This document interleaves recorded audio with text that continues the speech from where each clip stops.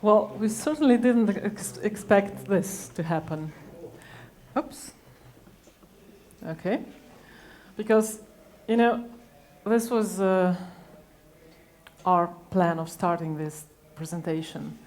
I was right a week ago, right on this beach somewhere in Croatia, thinking of how we should start this to get your attention. We knew it would be quite a difficult task to get you excited after 2 such full information-packed days, and the 2 of us have given it a lot of thought on how to do this. We were thinking of making up jokes. We thought perhaps, I don't know, we should make fun of ourselves. We even thought of bribing you with some chocolate, but then the chocolate lady showed up, and I'm happy we didn't do that, But then it hit me right there on that beach that the expectations are probably set pretty low for the 2 of us. After all, we do come from an insurance company, and no one probably expects us to be funny or to be cool, So we said, okay, we can just be ourselves, talk about what we do, how we do it, and we'll see where this gets us to. And if everything fails, we can still think of a joke in the end. We'll see. The title of our presentation promises some spicing up, and today we will be speaking in terms of cooking, well, baking actually. So we should first take a look at our ingredients. Inga and I, we work at the Triglav insurance company. It's not just any insurance company, it's the insurance company in Slovenia, because it is the oldest insurance company, which was founded over 110 years ago. And people still today, when they hear of insurance, they still think of our company, because it was for a long time the only insurance company in Slovenia. Okay, I hope Alenka didn't lose you at insurance. We will make it worth your while. I would like to ask you to just briefly close your eyes and imagine an average Slovenian consumer of insurance, if you can. Well, when they hear the word Triglav, they often stop paying attention, because we are perceived as uncool, not trendy, we're conservative, very uptight, and, boring. Who needs insurance? Right. We are also the biggest insurance company in Slovenia, but not just in Slovenia, we also have subsidiaries in several South European countries, so we are actually the biggest insurance company in Southeast Europe. We have the biggest market share in Slovenia, over 32%, and I would say some 50% of Slovenians have at least one insurance with us. We are a listed public company, but our majority shareholders are state funds, state pension funds to be precise. Which makes it all more fun. The competition often tries to paint us as though we don't care enough because we are leaders, we don't have to bother, and we are too expensive. And this state ownership means that our hands are bound by strict rules, regulations that we have to abide by, and of course to our all other stakeholders, this might mean we are even less understandable than a regular insurance company. So if you consider all these ingredients we are dealing with, well, in terms of baking, with these ingredients you could only make something like a traditional apple pie, Not that it's not good, but it's a bit plain, boring. We're all eaten apple pies, and nobody really wants to be an apple pie today. Not even an insurance company, We wanted to be something else. We wanted to be cool. We wanted to be liked, We wanted to be something like a chocolate soufflé. And, what a better way for us to become that was then we saw the idea was to go into social media, right? Everyone is cool who is in social media. So we did what pretty much everyone else did. We started our own Facebook page, we set up our own Twitter profile, and we thought, now we're gonna be cool, right? Well, it didn't work out really, because of course we were using still this same old recipe, the same old ingredients, and by doing this, well, you cannot do much else than just this apple pie. And what now I lost it completely. In order to be cool, we would need to change, and we would need to change a lot. But we are not quite ready to do that. We're very traditional and old. So we immediately faced several challenges. The first one being this public perception that Inga was describing you before. Why would really anyone want to follow an insurance company? Why would anyone want to be our friend on Facebook? Why would they want to like us? The process of buying an insurance is not really something one would look forward to, or it's not something, an emotional experience, really, one would want to share with their friends, right? I think actually the insurance is the only thing, the only product that you buy, pay a lot of money for it, and then you just put it away somewhere in a drawer, hope to never use it again. So how do we get over this? And the second one was even a bigger problem, was our response time. Being this traditional insurance company, of course we have many rules. We are bound by the rules of the stock exchange, and we have our own chief communication officer who is in charge of all our outgoing communication. So this means that he has to approve all our messages. And in the beginning, this was also true for all our social media messages. So when people started asking us questions or posting us comments on Facebook, it sometimes took us a day to get back to them, because we had to check and recheck every single statement in order to make sure that it couldn't be misunderstood in any possible way. Because, of course, we're insurers, that's what we do, right? So if social media was supposed to be all about two-way communication, I cannot think of a worse approach to two-way communication than what we were doing. So this was not actually two-way communication, this was public relations, right? Okay, but we still wanted to communicate. It was just figuring out what it is that we want to say, that we feel comfortable saying, that it's okay, what are the topics we dare to address, but that they would still be interesting for our consumers. I mean, what do people want from an insurance company? And we were wondering, what do we have that it's uniquely ours, that kind of differentiates us from the masses? And along with this, we were also struggling to define our voice, because, you know, social wants you to be friendly and approachable, yet we are insurers and we have a certain reputation to uphold. So we wanted to be friendly and approachable, yet we still wanted to maintain our, you know, kind of professional distance. So as you can see, we had a lot on our plate, but all is not just bad. We were thinking about it, struggling with it. Yet we did see the light at the end of the tunnel, if I can be a little bit poetic. And we suddenly stopped and we thought about it, and we were like, okay, we've been here for a century, doing a pretty good job, right? And there must be a reason to it. There is something that's why we're good. So we kind of came to terms with the fact that we cannot be a cool chocolate souffle, sadly. But we realized, okay, we can be the best apple pie, you know, because certainly we have the ingredients for it. And for us, those are best apples, which are our experts and the great products and services they help create. So, now we're going on. So this is what we have, this is what is working for us, but how do we, you know, stand out with this? How do we make it work? Because honestly, our experts are nerds. Even the two of us have trouble understanding them. They speak like gibberish to us, terms understandable only to them. Yet they make awesome products that fit people's needs, that are up to date, fit every possible regulation.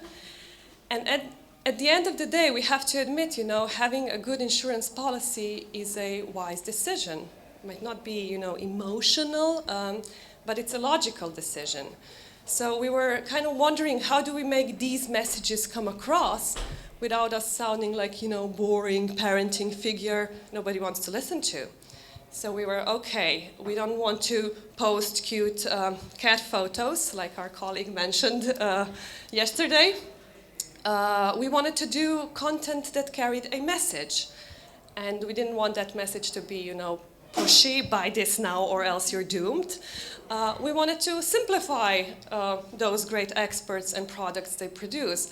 We wanted to make buying an insurance a logical and necessary decision. So we went about addressing different life situations where you would be really happy. Excited is probably pushing it a little bit, but you would be relieved to have us at your beck and call, to have a good insurance policy you could depend upon. So, for example, we did 3 or more different kinds of posts. First would be thinking about, okay, what is going on in the world? And we would say, okay, it's summer, people are traveling abroad, so let's do an article, 5 things you need to do before you leave. And we would say, okay, pack your bags, make sure you're home, everything is okay at your home. And somewhere along there, we would also mention, buy great travel insurance.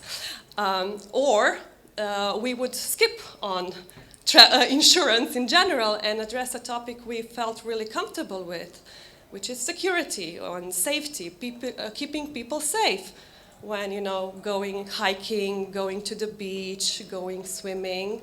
That's what we feel comfortable talking about.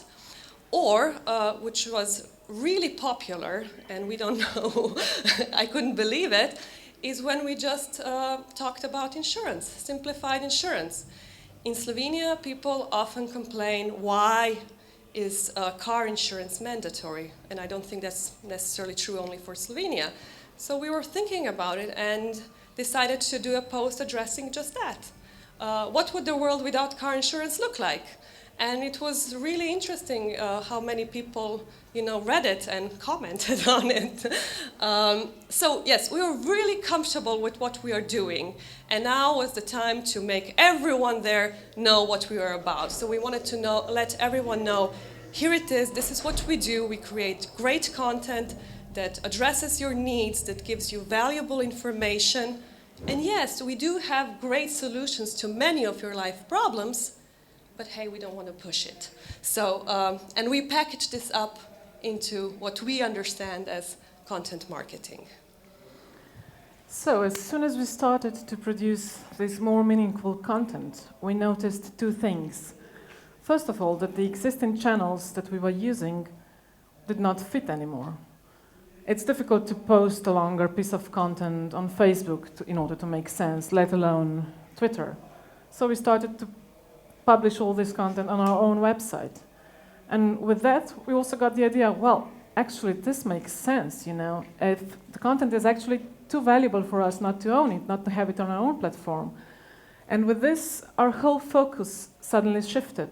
If before we were after likes and fans and followers, now we said, okay, we want them to come to our website. We want them to come not just once, but regularly. We want them to keep coming back and to start reading our content, sharing it, and to start considering us as a valuable source of information. And of course, we didn't want to depend on anyone else, really, especially given the changes that are happening recently in social media. Despite that, we still haven't given up on social media completely, although we are quite frustrated with what's going on Facebook right now. But we are only using it as one of the tools. We've also started to use other tools like email marketing, which has proven out to be much more efficient than many of our social media channels. With, well, sadly I cannot put the same numbers on the table as the lady before me, the chocolate lady. with 300% open rate, but we've been achieving much higher click-through rates with our newsletter than with anything on the social media channels. We've also started to use online forums in order for us to be more approachable to our audiences, but also we started to moderate online forums, but also to detect somehow the topics they were curious about, to detect the problems they were having with the insurance. And we've started to use our partners because, let's face it, we're experts on insurance and not on much else. So we don't know, for instance, how to, I don't know, drive safely on winter roads or which winter tires to select. But these are the topics that our audiences are interested in. And being this big company, we have an advantage here because we have a lot of partners who are experts in their own line of work. And they're even considered as influencers. So what we do, well, the two of us became extremely resourceful detecting those partners, detecting those influencers. And we just asked them to help us create content, co-create content with us. And most of them, surprisingly, don't say no. Because, again, being this reputable company, we can offer them something in return. We can give them some extra recognition. We can even give them some kind of endorsement, because it still means something today in Slovenia to be somehow approved by Triglav Insurance Company, right? What I'm trying to say is the quality of the content became our absolute top priority. It's much more important than the source of the content itself. Oh, it's me again. So we've determined this strategy towards our external stakeholders. But at the same time, we also realized we will need to work within the company, because the decision for content marketing requires really a huge shift of mindset for a traditional company like ours. We simply needed to persuade our decision makers that what we're doing is actually good. And no, we're not selling, and we don't measure our success in the number of sold policies, but in the number of readers coming to our own website, reading our content, sharing it. We also needed to justify the time and energy we invest into content creation, because let's be honest, this is a time-consuming activity, right? And at the same time, we need to daily somehow stand our ground, because when people start to realize within the company that, well, this is what they are doing, it may actually lead somewhere, you know? You start getting all kinds of requests, like, you know, we have this great credit card insurance. Why don't you write an article about it? Yeah, you know, you all know it, right? And then we say, okay, we might write it, but not in a way you expect us to, and not at a time you expect us to. We will first look into its features, and try to think of life situations in which such an insurance may come in handy for you. And then we will think of an appropriate time at which this would be, useful information for our readers. And only then we will come up with an advice on, let's say, what 5 things to consider when you're traveling abroad. Perhaps you should invest into a great credit card insurance, but it definitely won't be the main topic of the article, right? Okay. It's you. Okay, so as you can see, we are experts on many things, yet we're not experts on everything. And we realized if we wanted to do this content marketing right, we needed help. And you remember me mentioning those experts of ours? Well, we needed their help. And we all know how it is dealing with experts. They have plenty of their own work. You're like the last thing they need that day or ever. So if you're dealing with the same problems, I'm going to let you in on a little secret, how I go about it. I'm not, gun on the table, you have to do this, or else I'm going to talk to your supervisor. I like to be the good cop, and then I'll let Alenka be the bad cop if the situation requires it. So I like to come prepared. You know, I do my work as best as I can, gather all the information, be very precise what I need them to do, kind of try to meet them halfway. Still, the best thing I have so far found, most effective, is if you can find something they're really passionate about, something they do perhaps even in their spare time. A few months ago, we got a request to write content for bikers, you know, people riding motorcycles. And the two of us looked at each other and we were like, okay, I'm not the right person to even, you know, try to attempt doing this. Not only do I know nothing about motorcycles, I'm scared of them, so you know, my piece of advice would be sell your motorcycle and buy a car, and then we can talk about it. So you see, I was not the right person to, you know, to add value for, you know, bikers. So after careful deliberation, we decided to approach those experts helping to create this new insurance intended for motorcycles. And we knew they also rode motorcycles themselves. And we asked them all kinds of, you know, questions like your tips for driving in the rain, what equipment do you need to have, what would you recommend for beginners, and you know, things like that. And then we suddenly got so much content we had to divide it into 3 different posts. And people were actually reading it and commenting on that. So that would be my secret for you. And of course, if you manage to get your employees on board with the topic they are passionate about, they're also much more likely to share it among their friends, among their communities. And this is really the greatest asset that your employees mean to you in terms of content promotion. Of course, they are a much more credible source of information than you will ever be. I'm a very empirical person myself, and I like to do all these little kinds of tests. And we did a test with our colleagues. We asked them to share a story we posted on Facebook. It was something on road trips from 1 to 15.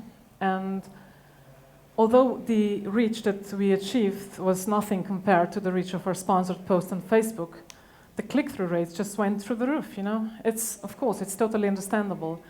Their friends were much more likely to click on the stories they were sharing than they would be on anything we were sharing, even if you're promoting it, right? But of course, you don't want to overuse this because, let's be honest, you just don't want to obligate your employees to do anything, no sharing, because if they were sharing everything across the board, of course, they would lose their credibility as well. You would just use them as another marketing push tool, and it wouldn't make any sense, really. So what I'm trying to say is that the credibility of your employees is really a very precious source. Just don't overuse it. It will run out eventually. So with some trial and error, we came up with our new recipe. And this would also be the main takeaways for you today. First of all, stay true to yourself when you're setting goals. Don't aspire to become something you can never be, because, well, you can change to a certain point, but not beyond that. And we've totally given up on the idea of being cool, you know, because simply we're not comfortable being cool. And I believe that content marketing is actually everything about being comfortable. You being comfortable about the content you're producing, your employees being comfortable about the content they are sharing, and your audiences being comfortable about what they are consuming. Once you've found the thing you're comfortable about, this may also be your greatest strength. Use it and be great at it. As Inga said before, we found our greatest strength in our experts and in our products. But we also want all our content to somehow reflect our core values, the values of our company, the character of our company, which is security, promotion of security, prevention of any possible risk situations, and social responsibility. So we want all our content to be somehow trackable back to us, even if in an ideal situation, even if it could not be connected to us, but that someone could say, okay, this must be the Triglav insurance behind that, right?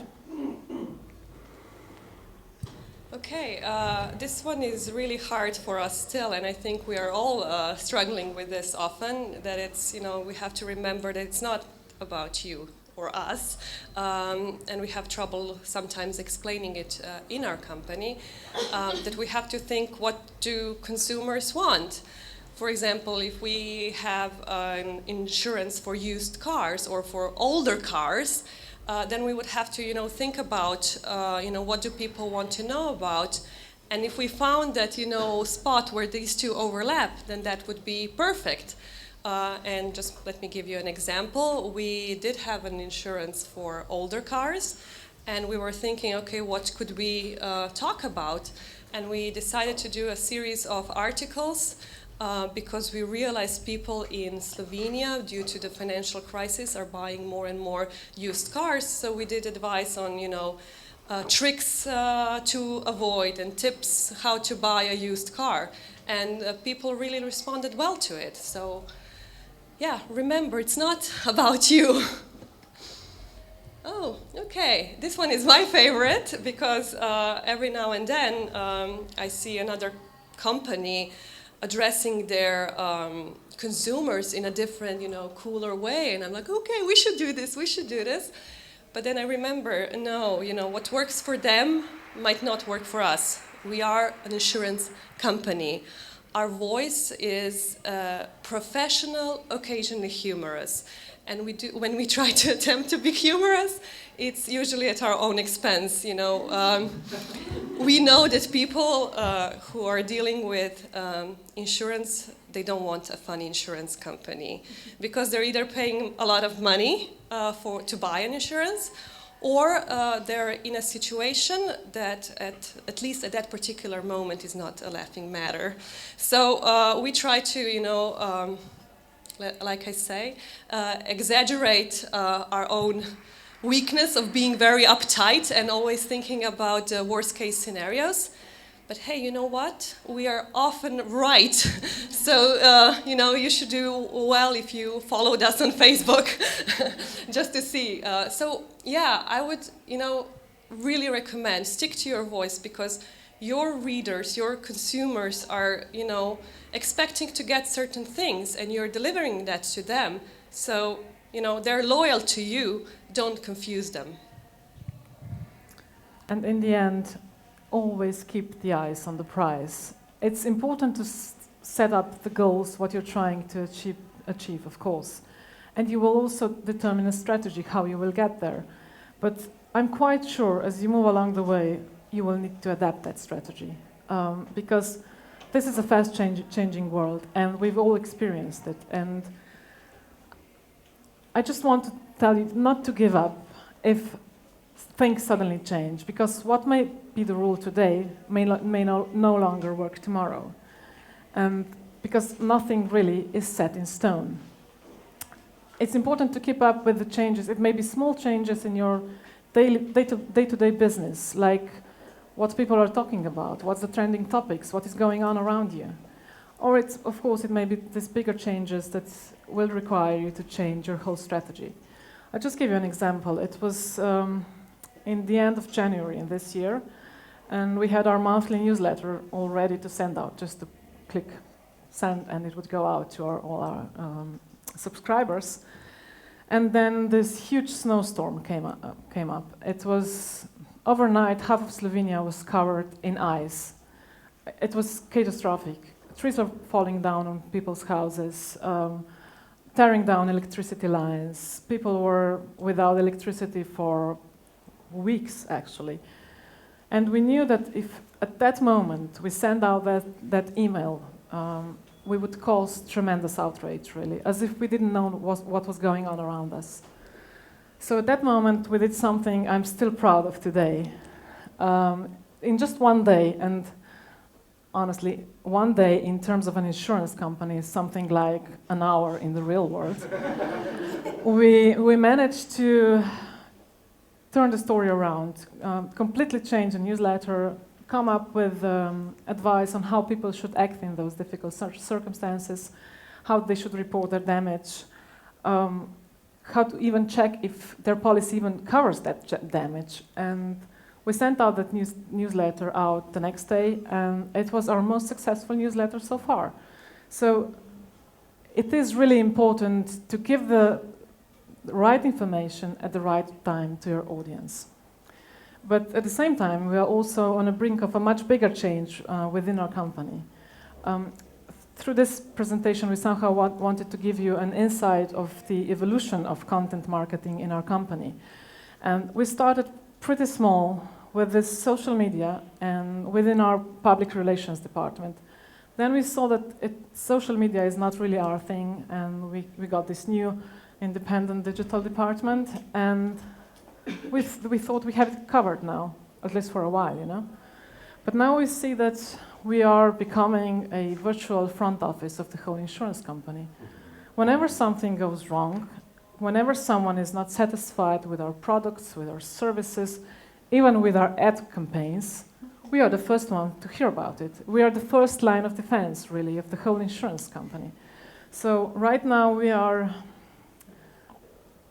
developing a solution on how to incorporate our digital and content marketing into our customer service department.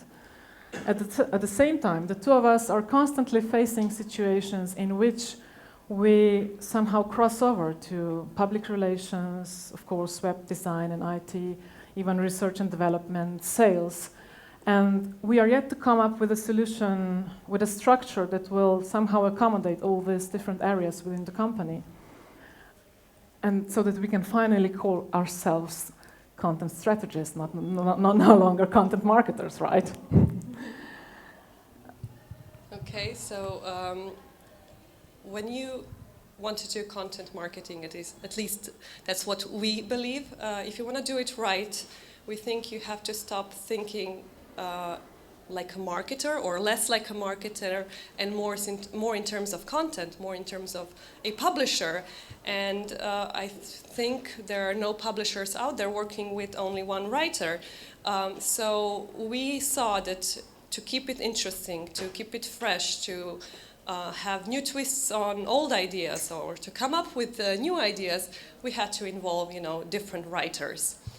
And my favorite one, trying new formats, I think that digital, that social media, that content marketing has brought on an opportunity for even us insurers to be a bit more creative, to have just a little bit of fun. Yes, we know we have to deal with all the numbers, but every now and then we can try new things out and see what it works. Because today, this what we're doing might work, but tomorrow, maybe not anymore. So we are trying to not wait for changes to happen, but kind of anticipate them and have a little bit of fun along the way. And while doing so, we always try to keep in mind that there is a tremendous amount of content being produced daily. And there is a huge competition for the attention of the audiences out there. And I don't know really where this will lead us to, where this will end. But I presume we will all need to accept a certain change in the way we do our business. But until we do that, we just mustn't fall into our own trap, because when you start producing content, you get all these ideas, what you could do. Oh, you have the whole world of possibilities out there. You could write about this and that, and really don't. Because always keep in mind that and focus on the content that will be indispensable to the audiences you are going to reach. And if you don't have anything to say, just shut up. And this is exactly what I'm going to do right now. So. Okay, remember that average consumer Slovenian of insurance that I asked you to think about?